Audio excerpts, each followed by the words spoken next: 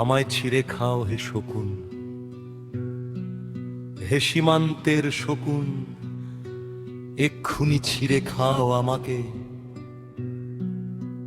হে আটলান্টিকের eagle, শিগগির খুবলে খাও আমাকে।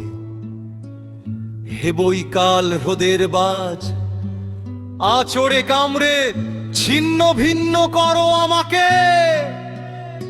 আমার রক্তর সে শুধু অসহায়ত্ব আর অভাব।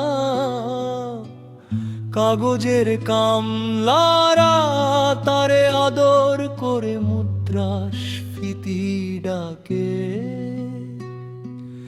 ঋণের চাপে নীল হয়ে যাচ্ছে আমার অনুচক্রিকা। সংসার চালাতে অন্তরে হয় ইন্টারনাল ব্লিডিং। কি আশ্চর্য, তবুও আমি মরছি না। ওদিকে দোজখের ভয়ে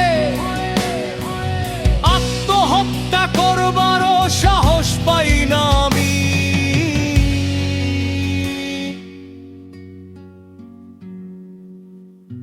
খোদাকে বললাম আমি মরতে চাই।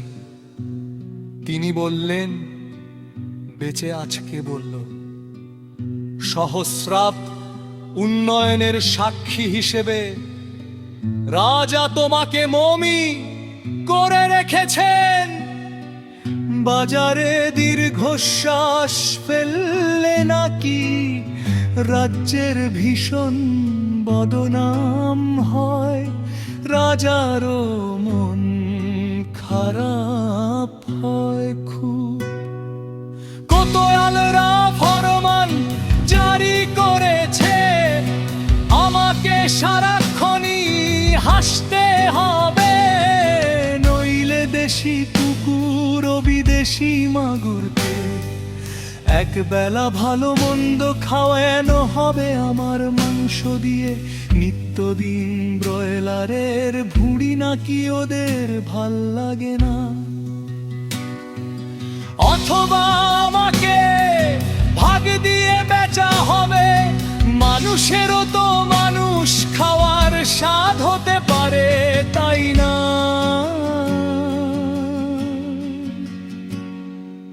ভাগ্যিস তা বিদেশি সুপারস পেবি কি হবে না। দেশি মানুষেরই তো হক বেশি আমাকে খাওয়া। দোজখকি যখন নিয়তি, তখন আমি উদাম হয়ে ডাকছি দুনিয়ার শ্রেষ্ঠ মাংসাশী বিহগদের।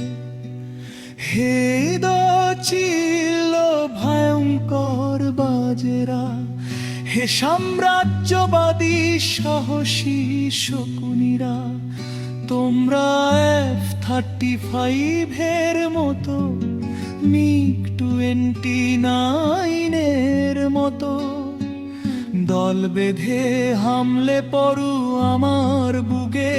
আমার রানথান চক্ষু কলিজা